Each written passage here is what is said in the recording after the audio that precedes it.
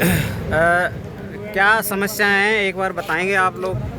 जी, समस्याएं हमारी बहुत बड़ी हैं और सरकार को ये समस्याएं हम बारंबार अवगत करा रहे हैं। पिछले 10 साल में वैसे ही सरकार ने भर्तियां नहीं करी हैं और अब लास्ट टाइम पे आके जब उनको दिख रहा है कि हरियाणा में हमारी स्थिति कमज़ोर हो गई है, तब उन्होंने जाके भर्ती करी है। और उस भर्ती में भी ये हाल कर रखा है कि सैलरी देना नहीं चाहते हैं, नौकरी करवाना चाहते हैं। GPLO LCLO ये साथी हैं और ये सब एक आवाज़ लेकर के यहाँ खड़े हुए हैं कि भाई हमारा जो शोषण सरकार कर रही है 6,000 रुपये सैलरी के नाम पे। कितने कर्मचारी होंगे? ये 7500 प्लस कर्मचारी हैं। जी, 75। क्या दिक्कतें आ रही हैं आपको?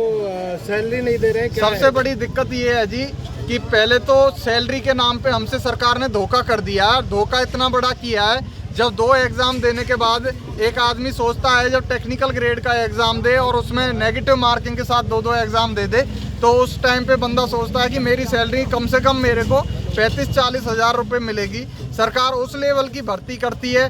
सरकार को बंदे चाहिए टैलेंटेड और कंप्यूटर बेस पे टेक्निकल ग्रेड का एग्ज़ाम लेने के बाद फिर सरकार हमें कह रही है कि भाई कुछ बंदों को तो मात्र 6,000 रुपये सैलरी देंगे और बाकी बंदों को 0 सैलरी दे रहे हैं। 60% बंदों को 0 सैलरी दी है। सरकार ने 4 महीने में कमीशन भेजा है 120 रुपये जी। और LC भाई हमारे ऐसे हैं जो अपने घर से 15-15 किलोमीटर दूर जाते हैं नौकरी करने के लिए जी। और मीटिंग बुलाता है Z क्रीम D क्रीम जो डिपार्टमेंट DC ऑफिस होता है उसमें जी। और अपने घर से तेल लगाते हैं, अपने नेट फूटते हैं, अपने मोबाइल में काम करते हैं, सारा काम। और सरकार नौकरी क्या सैलरी क्या दे रही है? 0 सैलरी। आज तक 5.5 महीने हो गए। हमारी इतनी दुर्दशा हो चुकी है कि हमारे बच्चे सड़क पे आ चुके हैं। हमारे बच्चों को स्कूल से बाहर निकाल दिया गया है, जो हम उनको फीस तक नहीं दे पा रहे। उनकी घर में राशन की समस्याएं पैदा हो चुकी हैं। अब सरकार से क्या मांग है, क्या चाहते हो? हमारी सरकार से मांग है, जब सरकार ने हमें ग्रुप C टेक्निकल पोस्ट के बराबर भर्ती किया है तो हमें ग्रुप C टेक्निकल पोस्ट बराबर 25,400 ग्रेड पे है। अभी कितना दे रहे हैं आपको? अभी 6,000 रुपये दिया है 2,000 साथियों को, जिसमें से हमारी संख्या है 7500 प्लस। बाकी साथियों को आज तक एक पैसा नहीं मिला है। वो उनसे क्या बोल रहे हैं? उनसे बोल रहे हैं कि आपको कॉन्ट्रैक्ट आपको लगाया गया है, कमीशन बेस, लेकिन आज तक उनका एक भी पैसा कमीशन का सैनी साहब नए CM चुने गए हैं, लेकिन फिर भी ये दिक्कतें आ रही हैं। क्या मतलब? सैनी साहब के सामने भी हमने अपनी बात रखी है। 2 बार हम चंडीगढ़ गए स्पेशल मिलने के लिए, तो सैनी साहब की जो बयानबाजी है वो कहते हैं कि आपने ज्ञापन दे दे के हमारी छाती भर दी। क्या सैनी साहब इस तरह की बात शोभा नहीं देती? पहली बात तो मुख्यमंत्री है, ऊपर से जो उन्होंने हमें रोजगार दिया है, हम भी उस रोजगार की कदर कर रहे हैं। हम चाहते हैं 9 से 5 में कार्य करें। कांग्रेस और BJP के नेता वोट मांगने आएंगे तो क्या फिर आप यही कहोगे? आपका क्या रिएक्शन रहेगा? नहीं, यदि BJP हमारे द्वार पे आती है और हम BJP को खुला चैलेंज भी दे रहे हैं इस बात का, यदि आपने हमारी भर्ती की है तो हमें सैलरी दी जाए जिस काम को हम कर रहे हैं उसकी। और यदि आप इसको करने में सक्षम हैं तो हम आपके साथ हैं।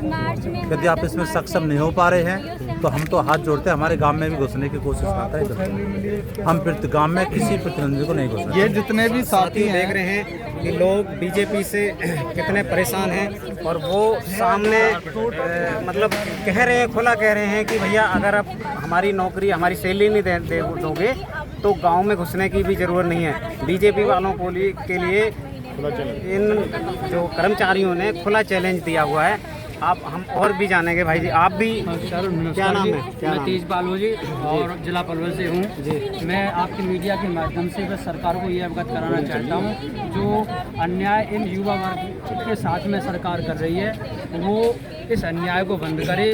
और मैं इस आपकी मीडिया के माध्यम से अवगत ये भी कराना चाहता हूँ कि एक तरफ जहाँ युवा पढ़ लिख कर नौकरी पाता है वहाँ उसको 6,000 सैलरी और दूसरे साथियों हमारे साथियों को LC को कोई सैलरी नाम की कोई चीज़ नहीं, कमीशन बेस। तो इस प्रकार का सरकार शोषण करना बंद करे, जो कि बहुत निंदनीय है। मैं सरकार से ये भी पूछना चाहता हूँ कि सरकार इस युवा वर्ग को किस दिशा में लेके जा रही है, तो ये सरकार को सोचना पड़ेगा। ये हमारा युवा रोड पर है और ये युवा क्या कर सकता है आने वाले इलेक्शन में, तो ये सरकार को सोचना पड़ेगा। हमें सरकार मजबूर ना करे और हमारी ग्रेड पे है, हमारी जो मानदेय है उसको वो हमारा पूरा करे, जो कि 25,400 हमारा सैलरी बनता है। कम से कम उस ग्रेड पे के अनुसार हमें वेतन दे सभी साथियों को, चाहे वो LC है चाहे हमारा CPL हो। बस ये आपके माध्यम